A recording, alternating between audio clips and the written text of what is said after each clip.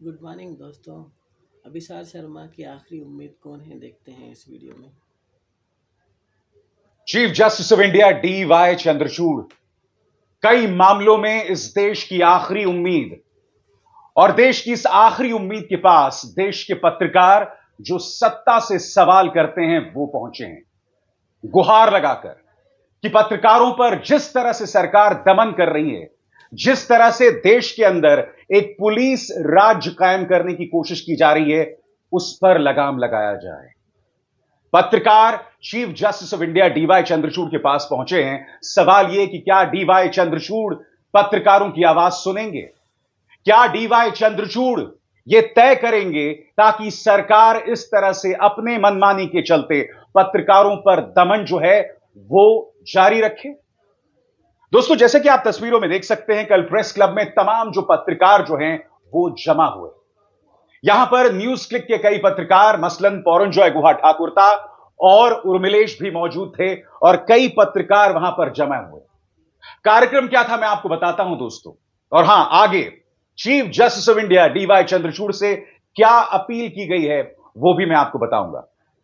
कार्यक्रम यह था कि प्रेस क्लब ऑफ इंडिया से जंतर मंतर तक पत्रकार जो हैं वो मार्च करें। मैं आपसे एक सवाल पूछना चाहता हूं, क्या पत्रकार दंगे करते हैं? हां, गोदी मीडिया का नहीं कहा जा सकता, खासकर जो लोग प्राइम टाइम करते हैं, मगर जो पत्रकार वहां उपस्थित हुए थे उनकी एक ही मांग थी कि पत्रकारों पर दमन बंद किया जाए। जिस तरह से उनके लैपटॉप छीने गए हैं, मोबाइल फोन छीने गए हैं, उसे बंद किया जाए, उसको लेकर जवाबदेही तय की जाए, ट्रांसपेरेंसी तय की जाए। दोस्तों, सिर्फ यही मांग थी जिस वजह से वो लोग प्रेस क्लब में इकट्ठा हुए थे और वहां से जंतर मंतर जाने वाले थे। मगर क्या आप जानते हैं कि दिल्ली पुलिस ने उन्हें अनुमति नहीं दी?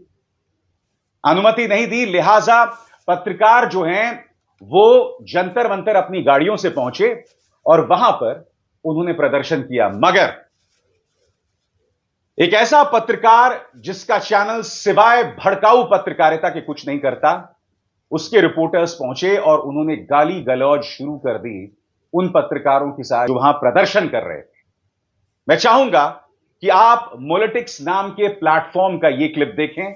इसमें आप मोलिटिक्स के पत्रकार नीरज झा को भी देख सकते हैं, किस तरह से एक वाहियात चैनल की पत्रकार जो हैं वो क्या कर रही थी। सामने देखिए साहब। पत्रकारिता पर जो हमला हो रहा है, वो पत्रकारिता पर हमला पत्रकारों की एक जमात के कारण हो रहा है। पत्रकारों की उस जमात के कारण, जिस जमात ने तय किया है कि प्रधानमंत्री नरेंद्र मोदी और भारतीय जनता पार्टी की सरकार के तलवे चाटना ही पत्रकारिता है। ऐसे लोगों ने पत्रकारिता के नेक पेशे को कलंकित किया है, और ऐसे लोगों से सवाल पूछना बहुत जरूरी है, ऐसे लोगों का विरोध बहुत जरूरी है। यानी कि पत्रकारों को अनुमति नहीं दी जाएगी कि वो लोग जो हैं एक पीसफुल मार्च कर सकें, मगर इस तरह से जंतर मंतर में इकट्ठा हुए पत्रकारों को किस तरह से भड़काया जा रहा था, किस तरह से उन्हें लगातार प्रोवोक किया जा रहा था, उसकी मिसाल आप देख चुके हैं। आज न सिर्फ पत्रकारों के लैपटॉप्स, मोबाइल फोन जब्त किए जा रहे हैं और इसमें कोई जवाबदेही नहीं है, बल्कि आप देख सकते हैं किस तरह से उन्हें टारगेट किया जा रहा है उन चैनल्स द्वारा जो सिवाय प्राइम टाइम में दंगा भड़काने वाले शोज के अलावा कुछ नहीं कर सकते। क्योंकि इस चैनल का जो संपादक है, क्या परण के चवण के टमन के क्या नाम है, वो जो व्यक्ति है उस पर सुप्रीम कोर्ट में टिप्पणी हुई है, मगर दिल्ली पुलिस उस व्यक्ति को लेकर नर्म रही है, जिसके चलते कोई कार्रवाई नहीं की गई। मगर जैसा कि मैंने कार्यक्रम की शुरुआत में आपको बताया, chief justice of India DY Chandrachud पत्रकारों की आखिरी उम्मीद बनकर रह गए हैं। क्या DY चंद्रचूड़ पत्रकारों पर हो रहे अत्याचारों का संज्ञान लेंगे? क्या सरकार को फटकार लगाएंगे? क्या सरकार पर सख्ती जारी करेंगे? ये तमाम सवालात हैं। एक एक करके ध्यान से सुनिएगा पत्रकारों ने क्या अपील की है, क्योंकि इसमें एक एक शब्द मायने रखता है। एक एक शब्द इस देश के लोकतंत्र के लिए जरूरी है। एक एक शब्द जरूरी है दोस्तों। सबसे पहले सुप्रीम कोर्ट कदम उठाए और मीडिया के खिलाफ जांच एजेंसीज के दमनकारी इस्तेमाल को खत्म करे।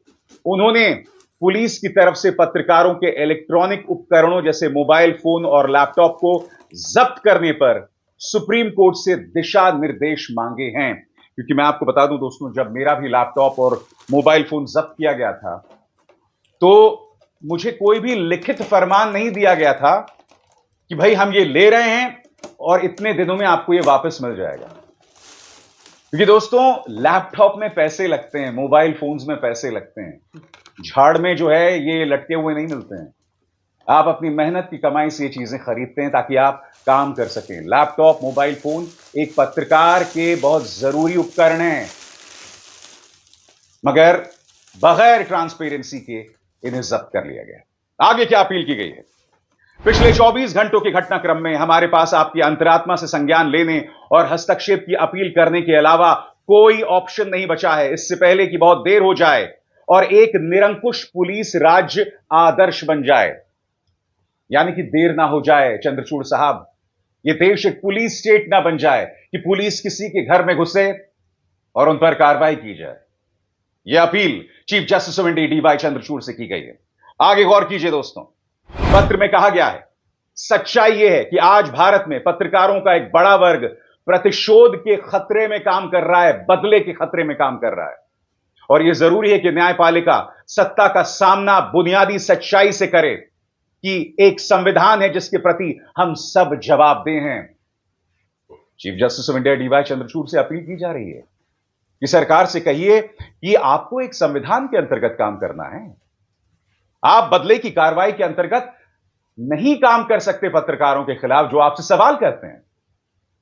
आगे, यूएपीए का इस्तेमाल खास तौर से डरावना है। पत्रकारिता पर आतंकवाद के रूप में मुकदमा नहीं चलाया जा सकता। आप प्रबीर पुरकायस्थ को आतंकवादी बता रहे हैं, उन पर आतंकवाद की धाराएं लगा रहे हैं। ये किसी भी रूप में स्वीकार्य नहीं है। पत्रकारों ने chief justice of India DY Chandrachud से अपील की है। पत्र में बताया गया कि हाल के दिनों में कई मौकों पर देश की जांच एजेंसियों को प्रेस के खिलाफ हथियार बनाया गया है, उत्पीड़न के साधन के रूप में और स्वतंत्र प्रेस पर अंकुश लगाने के साधन के रूप में पत्रकारों के खिलाफ राजद्रोह और आतंकवाद के मामले दर्ज किए गए हैं। याद है आपको सिद्दीक कप्पन?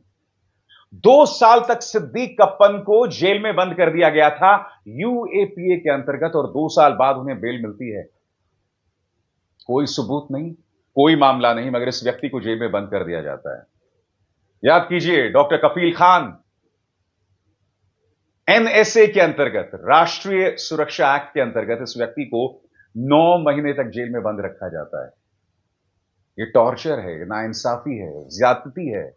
पत्र में आगे क्या कहा गया है? मीडिया को धमकी समाज के लोकतांत्रिक ताने बाने को प्रभावित करती है और पत्रकारों को एक केंद्रित आपराधिक प्रक्रिया के अधीन करना, क्योंकि सरकार राष्ट्रीय और अंतर्राष्ट्रीय मामलों में उनके कवरेज को अस्वीकार करती है, बदले की धमकी से प्रेस को शांत करने का एक प्रयास है। दोस्तों, मैं आपको बतलाना चाहूंगा कि प्रेस क्लब ऑफ इंडिया, डिजिपब जैसी संस्थाओं ने जो अपील की है उसमें 4 बिंदुओं का जिक्र है।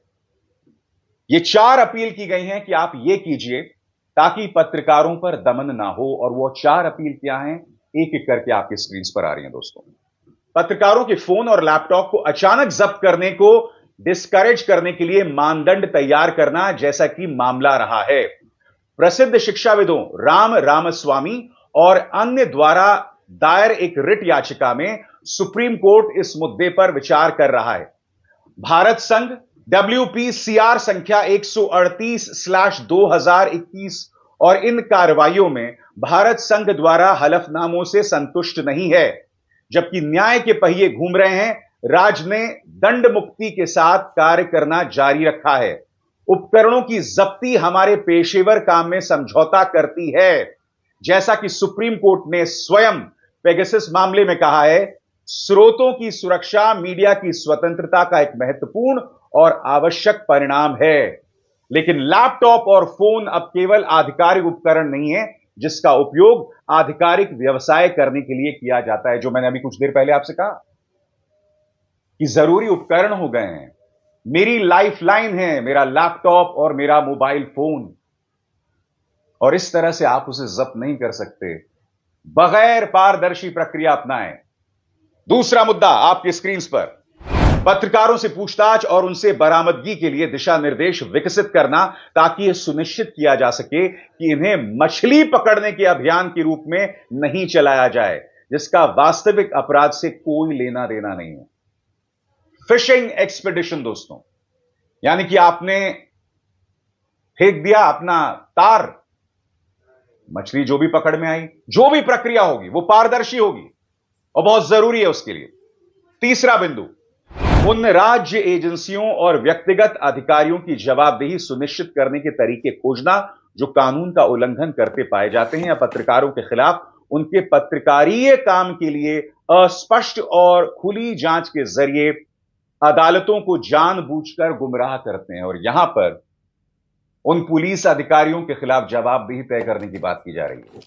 यह कहा जा रहा है कि भाई कुछ जो पुलिस अधिकारी होते हैं, कुछ वो लोग ट्रांसपेरेंसी में काम नहीं करते, पारदर्शिता में काम नहीं करते हैं, जो मन आता है वो लोग उस तरह से करते हैं। जवाबदेही तय की जाए।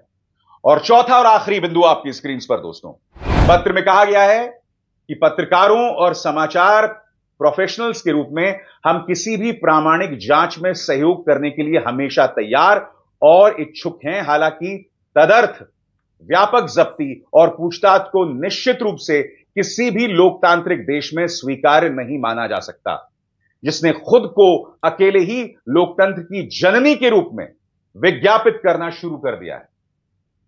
यहां पर जो तंज कसा गया है देश के प्रधानमंत्री पर, वो प्रधानमंत्री जो दुनिया में घूम घूम कर कहते हैं कि भारत मदर ऑफ डेमोक्रेसी है, लोकतंत्र की मां है, लोकतंत्र की जननी है। एक तरफ तो आप खुद को लोकतंत्र की जननी, मदर ऑफ डेमोक्रेसी कहते हैं, मगर दूसरी तरफ ये तमाम हरकतें करते हैं। ट्रांसपेरेंसी अपनाइए, सरल और आसान सवालों के जवाब दीजिए, घबराइए मत, ये लोकतंत्र का तकाजा है। जब तक जान में जान है, ये मुद्दे उठाते रहूंगा। स्वतंत्र और अभिसार शर्मा जो बेवाक अपने रिपोर्टिंग में हर हमेशा साथ रहते हैं, हर हमेशा हक की बात करते हैं, ऐसे ही पत्रकार को पुलिस पकड़ के लेके जाई, उसके अपने लैपटॉप लेके गई, मोबाइल ले गई, इसके बारे में सोचना चाहिए। लोग छोटे मोटे पत्रकार रहते हैं, इस तरह से उन लोगों को कितना जुल्म करते होंगे पुलिस और मौजूदा सरकार। इसके हाँ, इनके हक में हम लोग भी आवाज़ उठाते हैं। अपना भी समर्थन अभिसार शर्मा और न्यूज़ क्लिक को देता हूं मैं भी, और आप लोग भी न्यूज़ क्लिक और अभिसार शर्मा, कोई भी हो पत्रकार जो भी जुल्म से उसको पुलिस पकड़ के लेके गई, जुल्म कर रही है, जेल में रख रहे हैं, उनके खिलाफ हम आवाज़ उठाना चाहिए। एक भी आवाज़ उठाएंगे वो हज़ारों की तादाद में बढ़ती जाएगी। हक के साथ में हम लोग साथ में रहना चाहिए।